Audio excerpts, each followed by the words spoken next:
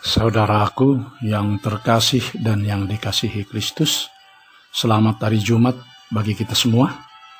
Kita patut memuji Allah Bapa, Putra, dan Roh Kudus atas karunia yang dicurahkan bagi umatnya.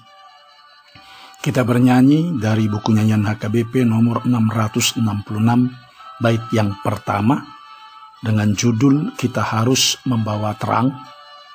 Mari kita menyanyikannya bersama-sama. Untuk Tuhan Allah kita mengangkat tembang.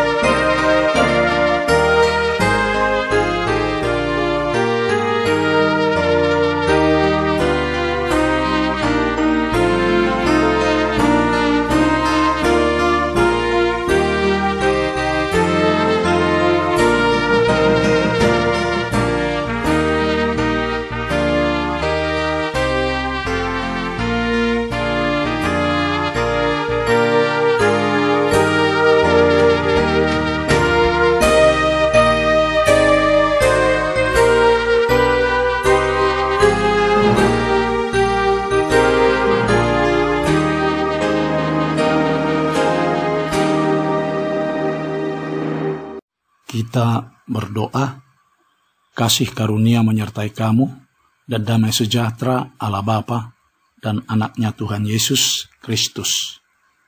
Amin. Firman Tuhan yang menyapa kita pada hari ini, hari Jumat tanggal 6 November 2020, tertulis pada surat Rasul Paulus kepada jemaat di Galatia pasal 6 ayat yang pertama, demikian dikatakan di dalam firman Tuhan. Saudara, kalaupun seseorang kedapatan melakukan suatu pelanggaran, maka kamu yang rohani harus memimpin orang itu ke jalan yang benar dalam roh lemah lembut, sambil menjaga dirimu sendiri supaya kamu juga jangan kena pencobaan. Saudara yang dikasihi Kristus, kasih tidak mau kompromi dengan kejahatan. Dan sejatinya kasih harus membenci kejahatan. Yang dibenci adalah sikap atau sifat jahatnya. Tetapi manusianya harus kita kasihi. Sikap dan sifat jahatnya lah yang kita benci, namun orangnya atau manusianya harus kita kasihi. Itulah yang dikatakan oleh Rasul Paulus dalam nats renungan kita hari ini. Rasul Paulus menginginkan agar kita mengasihi sesama kita walau dia orang jahat. Jika ada saudara kita yang kedapatan melakukan suatu pelanggaran, baik pelanggaran disiplin gereja maupun pelanggaran hukum, peraturan, dan Undang-Undang Dasar 45, kita jangan ikut menghukum dan menyingkirkannya, namun harus mengasihinya dengan memimpin orang itu ke jalan yang benar dengan gaya dan cara yang lemah lembut.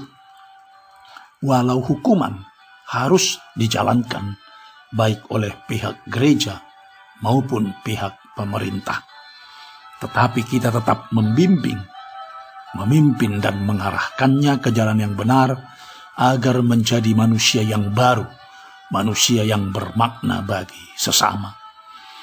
Namun kita juga harus menjaga diri kita sendiri supaya kita tidak kena pencobaan atau ikut-ikutan larut ke dalam kejahatan itu. Tetapi kita harus mampu seperti belut yang hidup dalam lumpur di sawah. Ketika keluar dari sana, setetes pun lumpur tidak melekat di tubuhnya. Atau juga seperti ikan yang hidup di dalam laut yang asin, namun ikan tersebut tidak pernah menjadi asin. Demikianlah kita juga membimbing saudara kita yang terjatuh dalam pelanggaran atau dalam dosa.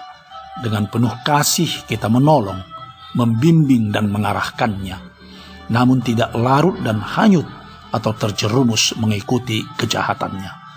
Topanglah saudaramu yang jatuh ke dalam pelanggaran dengan penuh kasih, maka disitulah juga kita akan mampu dan kuat menopang diri kita, sehingga kita tidak menjadi larut dan hanyut ikut ke dalam kejahatan tersebut.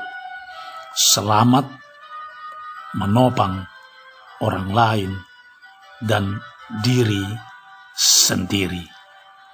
Amin. Kita berdoa.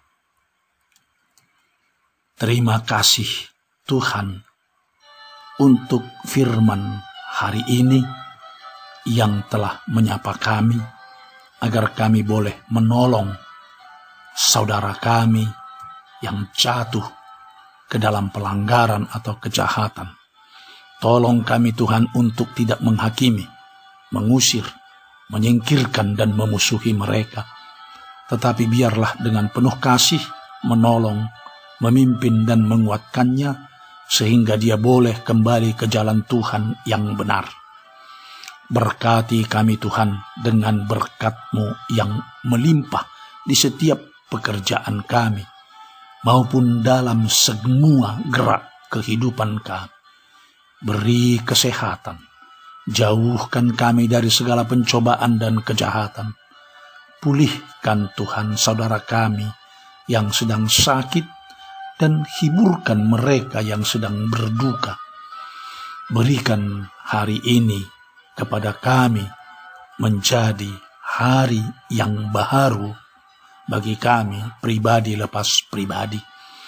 Hanya di dalam Kristus Yesus Tuhan kami telah berdoa dan mengucap syukur. Amin. Anugerah Tuhan kita Yesus Kristus, kasih setia Allah Bapa, dan persekutuan Roh Kudus kiranya menyertai kamu semuanya. Amin. Shalom.